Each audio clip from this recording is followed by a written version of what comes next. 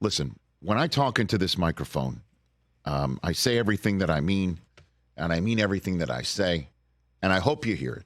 You know, I'm not one of those folks that just I want to be accurate. I want to be straightforward.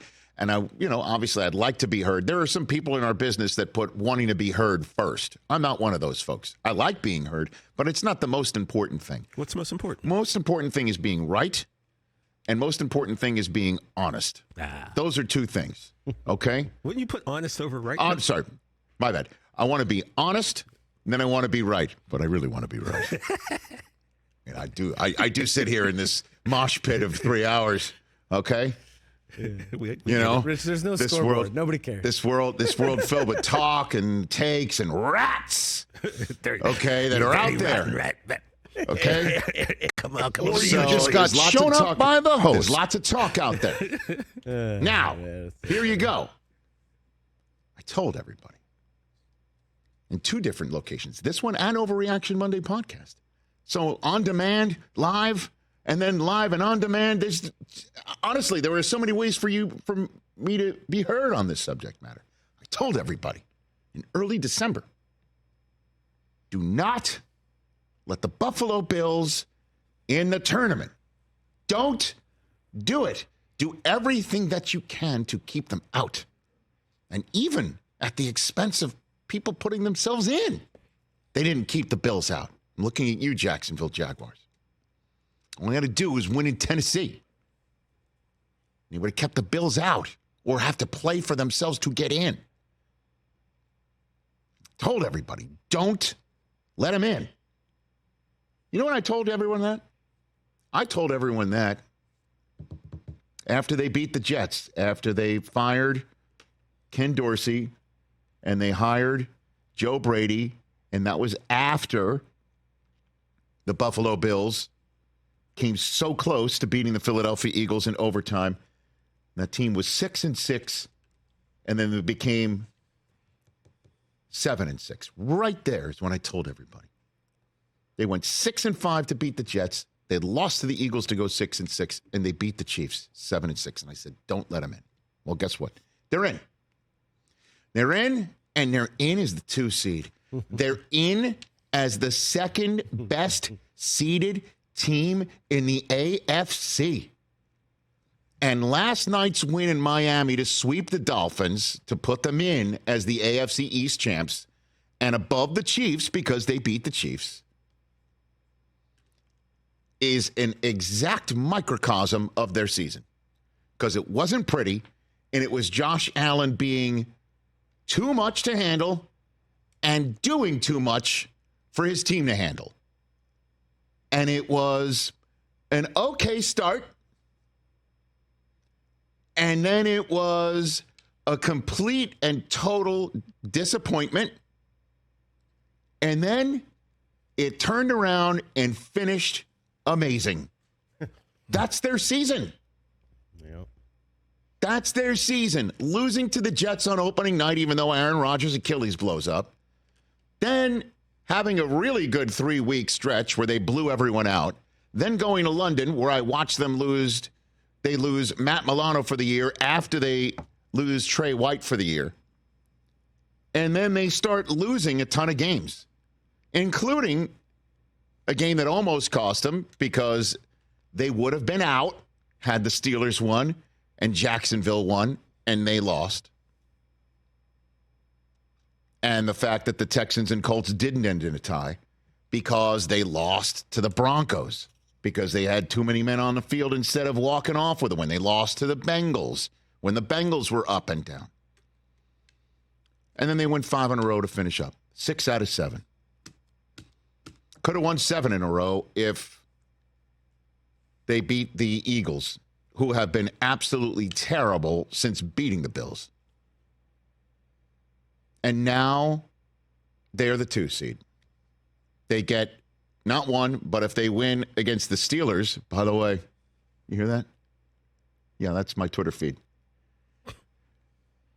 If they beat the Steelers, then they get another home game. And it may just be the first time they take on the Chiefs, but they finally get them in their house.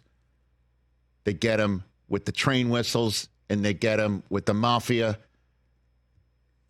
fresh off of putting out their burning clothes because they jumped into some flaming table and didn't put themselves out in time. Like, that's where they finally get them. Because nobody kept them out of the tournament, and the Chiefs have nobody but to blame but themselves and Kadarius Toney's foot. So look out. They're in. And after the game, Josh Allen wearing the T-shirt for a 4th straight year. By the way, 4 years in a row, the Bills have now won the division. 4. Last team to do that for them, the 88-91 Bills, when they started becoming ascendant and then dominant. This is what Allen had to say. The shirt says AFC East champs. It's a lot, but for a while it did not look like that. When did you guys realize that you still could do this? 6-6. You know, we knew what was in front of us. Had a lot of internal talks. Trusted the guys in this locker room, and at the end of the day, this is fun. This is cool. I'll never say no to winning a division. But the only thing that it solidifies is a home game and one more game. So it doesn't mean anything if we go out there next week and don't do our job. So we gotta find a way to put our best foot forward and go find a victory next week. Says the guy who turned it over 3 times, but still threw for 359 yards of 30 of 38 with 2 touchdowns, including a ton of yards for himself on the ground. He led the league in total touchdowns this year. That guy. Go beat Josh Allen now. I told you all, keep him out. Keep him out. And they didn't. That's a problem. That is a problem. This is going to be a tough team to get out. Certainly if they're starting to win close games, which is what they're doing. This is supposed to be the time you get the Bills. You're supposed to get them in a 1-score game like in Kansas City, and they didn't.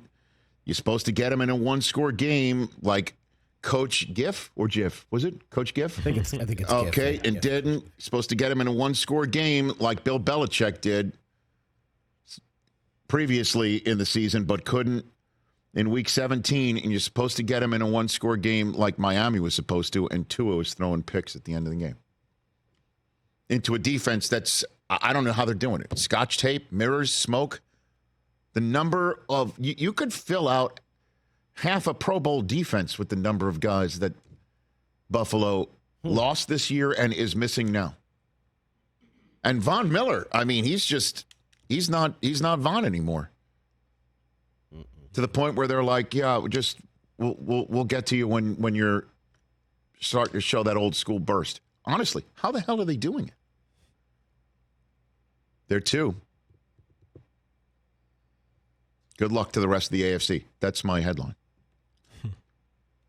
That's what I thought when I watched them last night. And Miami, to me, looks like a team that can't put points on the board against a defense that A, knows them, and B, can get after them. And next up for them is a team that they lost to in Germany. And it's supposed to be, wait for it, 12 degrees on Saturday night when they go visit Kansas City. Isn't it amazing? 2 weeks ago, they were taking on the Cowboys. They beat them at home. And now they had a shot to win the division, have everybody come into their house. Had the Bills lost last night, they would have had to have come right back to Miami and played them again. And then they would have had the opportunity to have another game in their house. Instead, they now have to go to 12-degree Kansas City while Buffalo sits at home and welcomes in a Steeler team that is going to be playing with house money. That's going to be a fun one. While the Browns and Texans face one another. And that's your AFC playoff picture. The NFC is filled chock full of other stuff, but the Miami Dolphins had it. They had it. They had a nice run in the middle of the season after losing in Germany. They had a nice win at home against the Cowboys. And then they could not finish the job last night. They give up a punt return for a touchdown that completely flipped the script, and then the offense couldn't do a damn thing. Nothing. Now, they also didn't have Waddle and Mostert. They were not at a full complement, and we are going to find out how the cold weather gear works and how this offense works in the cold weather, because that's what you have to do when you don't win the games at home to stay at home. That's why it's built the way it is. We're going to find out how Achane looks when he's got to be bundled up, and we got to see what Tyreek Hill looks like, on that gimpy ankle when it's 12 degrees out, because obviously he knows how to succeed in Arrowhead. He's shown it. That's part of the reason why he's heading for the Hall of Fame. We're going to have to see how Waddle looks coming off of his injury in 12-degree weather. We'll have to see how it all works out. One thing is for sure with Mike McDaniel, those capri pants ain't working in 12 degrees. Nah. So he's going to have to come up with something else. Cover them ankles up. And I'm sure, again, Dolphins fans will be like, dude, we have heard nonstop over the years, oh, look how Miami's going to look in the cold weather. And we remember a snowy day in Thanksgiving, right? Not to go all Leon Lett on you, but, I mean, they've won big games in the snow before. Not saying it's going to snow, but that was what was at stake for the Dolphins last night, and I'm now genuinely concerned for them. And, yeah, I believe the Bills go deeper into this tournament than the Dolphins can. Right off the bat, because of what happened in the fourth quarter last night, and a Bills team that appears to have figured out their late game issues with a tough QB and a real tough defense. And that's how they're going in the playoffs.